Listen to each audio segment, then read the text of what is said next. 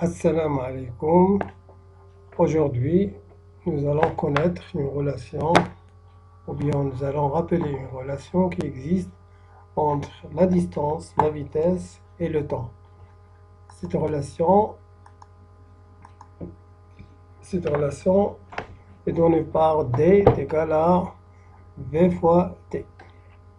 Donc, vous connaissez que la formule liant la vitesse V, la distance parcourue et le temps du parcours, c'est D est égal à V fois le temps. D, c'est la distance parcourue,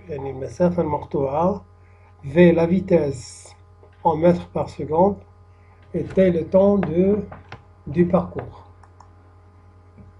Donc, à retenir de la relation, il est très important. Avec cette relation, on aura trois types d'exercices qui seront possibles. Trois types d'exercices seront possibles. Bon, le premier cas, c'est déterminer la distance D en connaissant la vitesse et le temps. يعني نحاول نخرج المسافة بمعرفة السرعة والزمن. Deuxièmement, c'est détermination de la vitesse en connaissant la distance et le temps. نحسب السرعة بمعرفة المسافة D و T. Déterminer le temps T connaissant la vitesse et la distance. Donc, il faut d'abord faire attention aux unités en exploitant la relation. Donc, rappelons que la relation D égale à V fois le temps. La distance parcourue égale à la vitesse multipliée par le temps du parcours. La distance, elle est exprimée en mètres.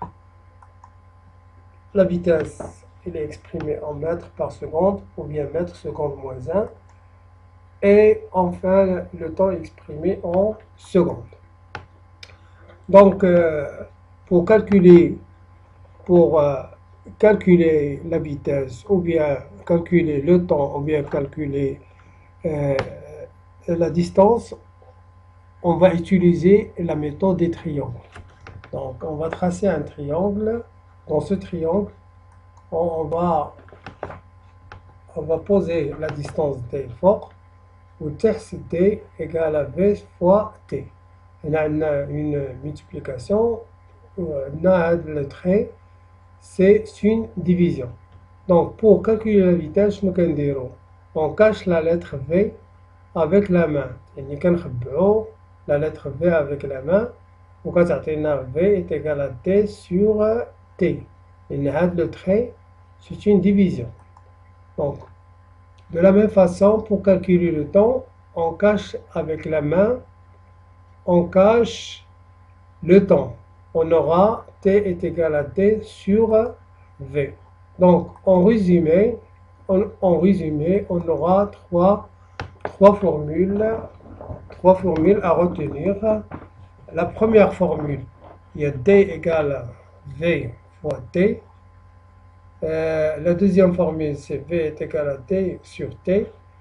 Et la troisième formule, c'est T sur V. Donc, la première formule, pour calculer la distance connaissant